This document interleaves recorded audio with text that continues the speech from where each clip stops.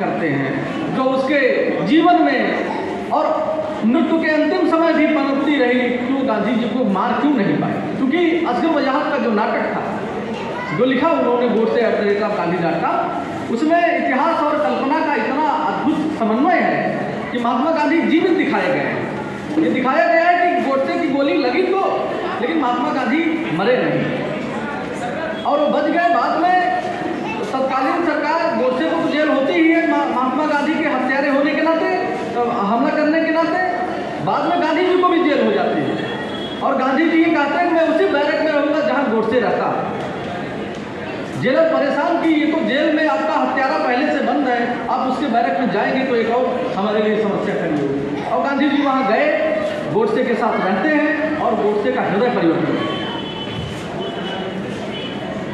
श्री महेश कुमार जी, जिन्होंने वर्तमान हिंसा और साहित्यिक परंपराओं पर अपना वक्तव्य रखा, इमरान इस्राइल ने असगर वजाहत का जिक्र किया ही, सुश्री सुषमा कुमारी जी ने ग्लोबल गांव के देवताओं पर बातचीत की और प्रभात ने बहुत ही लोकप्रिय कवि कुंवर नारायण की बातों को यहाँ रखा। याद रखने की बात है कि 1903-4 के आसपास इत्तेहाद पत्रिका में अल्लामा इकबाल, जो सबसे मशहूर गीत है जो गाया भी जाता है, उन्होंने लिखा कि सारे जहां से अच्छा हिंदोस्तां हमारा, लेकिन उसका अंतिम मिसरा गाया नहीं जाता है। अंतिम मिसरा था कि इकबाल कोई मरहम अपना नहीं जहां में, मालूम क्या किसी को दर्द निहा हमारा, कि हमारी पीड़ा का कारण किसी को पता नहीं, संसार में मेरे पीड़ा मेरे दुख की कोई दवा नहीं, कोई मरहम नहीं। और आने वाले समय में जिसमें इकबाल भी शामिल थे बाद में, कि जिन विचारकों ने, राजनीतिक चिंतकों ने 2 राष्ट्र की थियरी दी कि अगर मुस्लिम भारत में रहेंगे हिंदुओं के साथ उनका नुकसान होगा। आप लोग जानते हैं कि जितना नुकसान मुसलमानों का पाकिस्तान में और बांग्लादेश में रहते हुए हुआ है, उतना इस देश में रहते हुए नहीं। यह ऐतिहासिक सत्य है। मैं आपको एक और प्रसंग में लाना चाहूँगा। मानता हूँ कि सांप्रदायिकता देश में है, हिंसा है, इसके लिए कबीरदास से लेकर तुलसीदास तक, हमारे त्रिलोचन तक लड़ते हैं। त्रिलोचन लिखते हैं कि गालिब गैर नहीं है, अपनों से अपने हैं, गालिब की बोली ही आज हमारी बोली। उन्होंने गालिब की निकटता के इतने भावपूर्ण चित्र अपनी कविता में रखे हैं कि अगर उससे हम सीखते हैं तो आप ये समझिए कि ये दोनों संस्कृतियाँ, बार रामविलास शर्मा अपने यहाँ लिखते हैं कि हिंदू मुस्लिम के वैमनस्य की बातें तो बहुत होती है, लेकिन कविता में, साहित्य में जो सूत्र उनके एकीकरण के पड़े हैं, विचारक उन्हें सामने नहीं ले आ रहे हैं। और इस हिंसा से बचने का सबसे बड़ा माध्यम यह है कि एक सहमति का मार्ग निकले, एक ऐसा पथ निकले जिस पर हिंदू मुस्लिम सिख ईसाई सभी धर्म के लोग चल सकें। क्योंकि व्यवस्थाएं और देश की भौगोलिक सीमाएं अब परिवर्तित नहीं की जा सकती, मैं ऐसा समझता हूँ। एक और बात जो मैं यहाँ कहने की अनुमति चाहूँगा कि अहमद फराज बहुत बड़े कवि हुए, शायर हुए। 1976 में वो इतने बड़े शायर थे, लेकिन उन्होंने गीत लिखा था, अक्सर एक गज़ल लिखी थी, आप लोग सुनते भी होंगे। उसका पहला मिसरा है कि दो जरा सी बात पे बरसों के याराने गए, लेकिन ये अच्छा हुआ कुछ लोग पहचाने गए। लेकिन अंतिम पंक्ति उसमें उन्होंने लिखा था कि वहशतें कुछ इस तरह अपना मुकद्दर हो गई, हम जहाँ पहुँचे हमारे साथ वीराने गए। उन्होंने उस समय पाकिस्तान की हकीकत लिखी थी, अपने देश की जहाँ वो रह रहे थे। और बाद में उन्होंने 1976 में कविता और लिखी, उसका नाम था प्रोफेशनल किलर नाम था उस कविता का। और इसी कविता के कारण अहमद फराज को जेल हुई। जियाऊ वहाँ के राष्ट्रपति ने उनको जेल में डाला, यंत्रणाएं दी। बाद में वो कनाडा चले गए, कुछ दिन कनाडा रहे, फिर यूरोप रहे। तो हिंसा के चित्र, विभत्स चित्र पूरी दुनिया में बिखरे पड़े। हमारे वरिष्ठ कवि और स्वर्गीय केदारनाथ सिंह लिखते हैं कि लगता है कि मैं बोल रहा हूँ उस चिंटी की ओर से जो अकेली बच गई थी नागासाकी। वो यहाँ तक कहते हैं कि बंद कर दो इस टीवी को, अगर जला नहीं सकते, इनकार करता हूँ मैं कि मैं करूँ। तो हिंसा के रूपों के बीच अगर अहिंसा का एक ऐसा सार्वभौमिक मार्ग निकाला जाए जिसमें युवा, वृद्ध, वयस्क सब चल सकें और एक प्रेम का ऐसा मार्ग तैयार हो कि जिस पर युवाओं का मन रमे और देश के लिए, मानव संस्कृति के लिए कुछ करे, तो यह आज की गोष्ठी की सबसे बड़ी ये सार्थकता है। बहुत बहुत धन्यवाद। बहुत समय नहीं लूँगा। निकलती जा रही है। विश्व जन भावना को नियंत्रित कर मानसिक रूप से हमें खोखला बनाने में भूमंडलीकरण अपनी पूरी भूमिका निभा रही है। विकास और प्रगति के नाम पर आदिवासी आज हिंसा और शोषण का शिकार हो रहे हैं। उपन्यास में देख सकते हैं कि कैसे भूख और गरीबी में आदिवासी पिस रहे हैं, सस्ते मजदूर बनकर आसाम भूटान जाने के लिए विवश हैं। शिक्षा के क्षेत्र में भी इनके साथ अन्याय होता है, इनके साथ षड्यंत्र होते हैं। उपन्यास में एक दृश्य आता है जहाँ पे असुरों के 100 से ज़्यादा घरों को उजाड़ कर एक स्कूल बनाया जाता है और उस स्कूल में भी हम देखते हैं कि असुर समुदाय की छात्राओं की संख्या पूरी संख्या के मात्र 10% से भी कम होती है। आदिवासी की जो ज़मीनें हैं वो अवैध खनन के लिए प्रयोग की जा रही है और वहाँ से जो खनिज संपदा निकाले जाते हैं, जो गड्ढे होते हैं वो जो है कि तो वहीं पे छोड़ दिए जाते हैं। बरसात के दिनों में ये पानी से भर जाते हैं, इसमें मच्छर उगाते हैं और फिर यही मच्छर बाद में क्या करते हैं, मलेरिया का कारण बनते हैं। और आदिवासी जो असुर समुदाय है वहाँ की सबसे बड़ी महामारी एक मलेरिया है, जिससे हर रोज उन लोगों को सहन करना पड़ता है। इस उपन्यास में एक पात्र है गोरू सिंह, जो पूंजीपति व्यवस्था का प्रतीक बनकर आते हैं और वो अपने साथ रामचरण जैसे असुर जाति के लोगों को भी बहला फुसलाकर अपने ही जाति, अपने ही आदिवासी लोगों के खिलाफ दिमक का काम करते हैं। आज शोषण के नए नए केंद्र स्थापित हो रहे हैं। हिंसा किसी छूत की बीमारी की तरह फैल रही है। समता और बंधुत्व की भावना छोड़ जो शोषित हैं वो भी प्रतिहिंसा को अपना रहे हैं। आज सिर्फ आदिवासी ही विस्थापन की कगार पर नहीं है, बल्कि उनके साथ हमारी संस्कृति, भाषा, मनुष्यता, संवेदना और प्रकृति भी संकट में है। जो उपन्यास है, उपन्यास की शुरुआत में ही एक असुर मंत्र लिखा गया है, उसे मैं पढ़ती हूँ।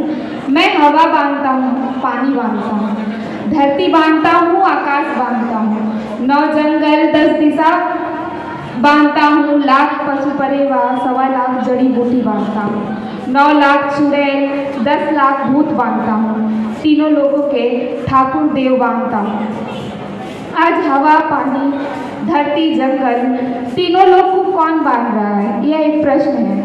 और मेरी दृष्टि में लगा कि प्रत्यक्ष रूप से आज इन सारी चीज़ों को भूमंडलीकरण बांध रहा है। ग्लोबल होते इस युग में आज का सबसे बड़ा जो असुर है वो हिंसा है। सामान्य तौर पे असुर कहने से हम समझते हैं कि वो कोई एक दैत्य है, कुरूप है, जिसका भयावह रूप है, लेकिन वो बस आज के दृष्टि से अगर देखें तो वो कल्पना मात्र है। आज का सबसे बड़ा असुर वह हिंसक मनुष्य है जिसने अपनी मानवता और संवेदना खो दी है। आदिवासी समाज की समस्याएं और उनका संघर्ष हमारे लिए एक चेतावनी है। आज हम जिस ग्लोबल जगत के वासी हैं, वहाँ अगर पड़ोसी के घर में आग लग रही है और यदि हम नहीं बुझाते हैं तो वो आग हमारे घर में भी लग जाएगी। एक विकसित देश और समाज की कल्पना हाशिए के समाज को छोड़कर नहीं किया जा सकता है। धार्मिक, राजनीतिक, आर्थिक या सामाजिक हिंसा की लड़ाई तभी लड़ी जा सकती है जब हम मानवता और अहिंसा का मार्ग चुनें। प्रस्तुत उपन्यास के माध्यम से लेखक के साथ आज के जितने भी समकालीन साहित्यकार हैं वो भी अपने लेखन के साथ एक ऐसे पुल का निर्माण कर रहे हैं जिसके माध्यम से हम हाशिए के समाज तक या फिर आदिवासी समाज तक पहुंच सकते हैं। अभी हमारा दायित्व है कि हम साहित्य के माध्यम से कैसे उन तक पहुँचे और कैसे हिंसा के समाज की स्थापना करें। धन्यवाद, बहुत बहुत धन्यवाद। और दर्शक दीघा में उपस्थित रामनिवास द्विवेदी जी, जितेंद्र प्रांशु जी, अंजुमन आरा जी, मंजू जी, शिव प्रकाश जी और तमाम खाली कुर्सियाँ। हम सुबह से हिंसा के विविध रूपों के विषय में सुन रहे थे। हिंसा के विविध रूपों में राजनीतिक हिंसा, लैंगिक हिंसा, दलितों के प्रति हिंसा, स्त्री समुदाय के प्रति हिंसा, पर्यावरण के प्रति हिंसा और चुप्पी भी एक हिंसा है। विचार भी सकारात्मक और अगर न है तो वो भी एक हिंसा है, मानसिक दबाव भी एक हिंसा है। और आज भी हम जो इतनी तमाम देर से हम आप सबको सुन रहे हैं, ये भी शायद एक तरह की हिंसा ही है। और सुबह विजय बहादुर सिंह जी ने कहा कि आदमी स्वभाव से अहिंसक नहीं होता, स्वाभाविक अहिंसक नहीं होता। इस देश के सनातन काल से दोनों चीज़ें, हिंसा और अहिंसा दोनों मिली हुई हैं। एक तरफ गांधी हैं तो दूसरे तरफ नेताजी और भगत सिंह भी हैं। सदानंद साई जी ने कहा कि अहिंसा परमो धर्म शुरू से महाभारत और में कहा गया है, लेकिन ये सार्थक नहीं हुआ क्योंकि प्रवृत्तियाँ हिंसक ही रहीं। और उन्होंने कहा कि आने वाला समय बुद्ध का है, बुद्ध का ही होना चाहिए क्योंकि पूरे विश्व में आधा विश्व बुद्धमय है। बुद्धमय करुणा और होगे तभी हम करुणा और शांति का पाठ पढ़ सकेंगे, ऐसा सदानंद साई जी ने कहा। इसके बाद मनीषा कुलश्रेष्ठ जी ने रखा अपना विषय साइबर पर। उन्होंने युवाओं को कहा कि उन्हें विदा लेना होगा कि जो तमाम आजकल साइबर हिंसा हो रहे हैं, जिसमें हिंसा बहुत ज्वलंत मुद्दा है और हिंसक जो है छुपे हुए हैं। इन छुपे हुए हिंसक को युवा समुदाय ही सामने लाकर और उन्हें एक विदा उठाना चाहिए, ऐसा उन्होंने आह्वान किया। रमाशंकर जी ने कहा घुमंतु समुदाय पर हिंसा होती रही है और स्त्रियों पर भी, और पुरुष पर भी हिंसा होती है, लेकिन स्त्री समुदाय उससे ज़्यादा अधिक प्रभावित है, ऐसा उन्होंने कहा। उन्होंने ये भी कहा कि 4-5 साल का बच्चा आजकल अपमान बोध जानता है। वो जानता है कि उसकी माँ और पिता को अगर गालियाँ दी जाती हैं तो उसे वो पसंद नहीं करता, तो छोटे से बच्चे पर भी हिंसा के प्रभाव पड़ रहे हैं, ऐसा उन्होंने कहा। मृत्युंजय जी ने अपने अवर्णमाला को रखते हुए कहा कि अवर्णमाला से कई शब्द बनते हैं। वे शब्द हैं अतिरेक, असंयम, अपमान, ये सभी हैं। लेकिन जहाँ अतिरेक है वहीं हिंसा है, और अतिरेक को कम करेंगे तभी हम हिंसा को बंद कर पाएंगे। और उन्होंने महाभारत और रामायण के उदाहरण देते हुए सीता के अतिरेक को, लक्ष्मण के अतिरेक को, रावण के अतिरेक को, सबको उन्होंने दर्शाया। और हिंसात्मक प्रवृत्तियाँ महाभारत रामायण से ही दिखाई पड़ती हैं, इसको उन्होंने उजागर किया। इतू जी ने यूनिसेफ के मामले को सामने लाकर डाटा प्रस्तुत किया और बताया कि विश्व में बच्चे कैसे प्रभावित हो रहे हैं हिंसा से, और यह वर्ष 2024 बच्चों में के प्रति हिंसा का सबसे अधिक अगर हिंसा हुई है तो इस वर्ष में हुई है, ऐसा कहा गया। राहुल जी ने कहा हिंसा जटिल रूप से मौजूद है, इसे हमें प्रभाव से कैसे मुक्त होना है। उन्होंने कई उदाहरण दिए, कई साहित्यकारों के, अनिल यादव ये सब के उदाहरण दिए। पर्यावरण हिंसा से गांव प्रभावित है, ऐसा अनुज जी ने कहा। अंजुमन आरा जी ने फिलिस्तीन और सीरिया के पर अपनी चिंता प्रकट की और वहाँ के बच्चों को ऊपर जो हो रहे हैं हिंसा के प्रभाव, उसके ऊपर भी उन्होंने उजागर किया। इसके बाद गोपेश्वर जी ने कहा कि पड़ोसी की कार जो चमचमाती है उससे आम आदमी कैसे प्रभावित होता है, इसको उन्होंने अपने अनुपम सिंह की कविताओं के माध्यम से अपनी बात रखी। रामदास जी के कई उदाहरण पढ़े।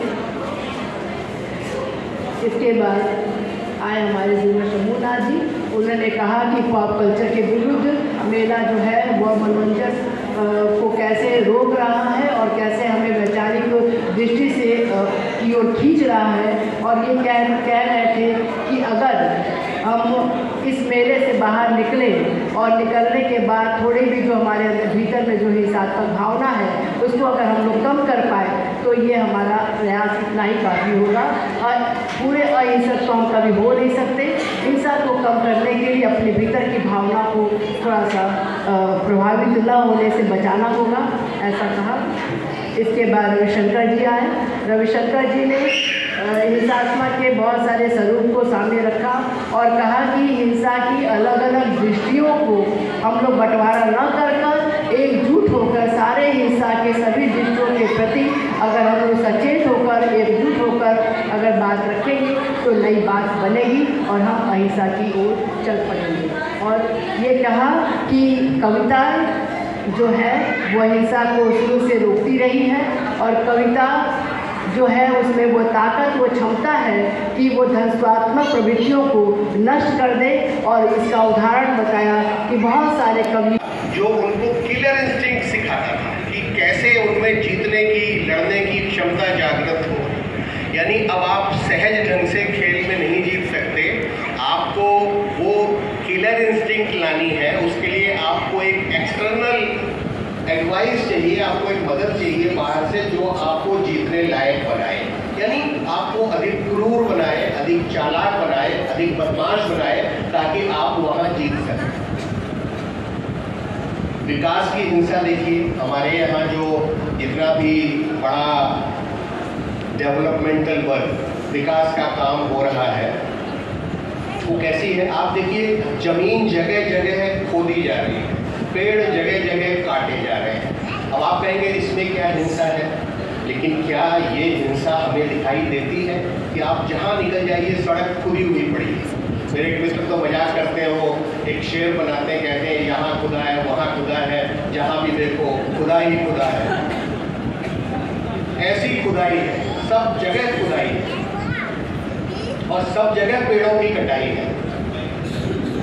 लोगों यहाँ हैं वो ज़्यादा बेहतर ढंग से बता पाएंगे कि कैसे हमने जंगलों को नष्ट करके अपने विनाश को न्योता दिया।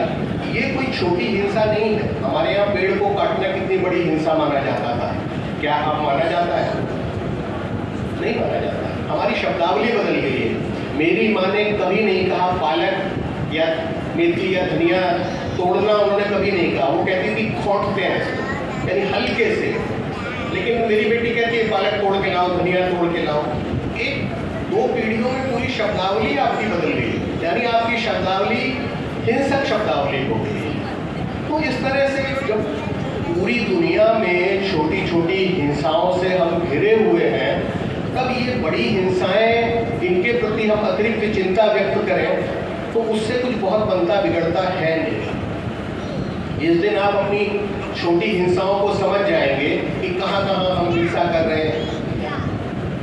राजेश जोशी की एक कविता है जिसमें वो कहते हैं कि बच्चे काम पर जा रहे हैं। बच्चों का काम पर जाना एक हिंसा है, हम जानते हैं। लेकिन हमारे यहाँ तो बच्चे का स्कूल जाना भी हिंसा है।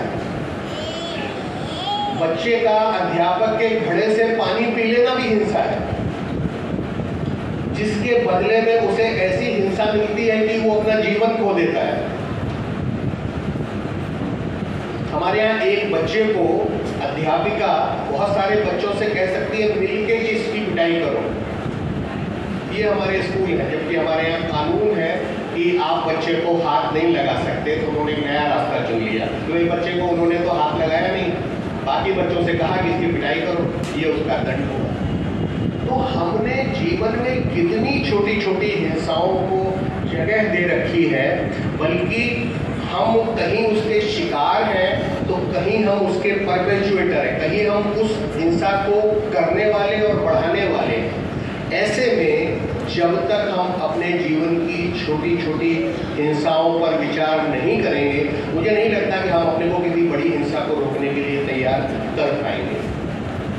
संगीत को लीजिए आप, संगीत में अब तक मैंने संगतकार सुने थे, जुगलबंदी सुनी थी, लेकिन जी टीवी पर मैंने देखा संगीत का महायुद्ध।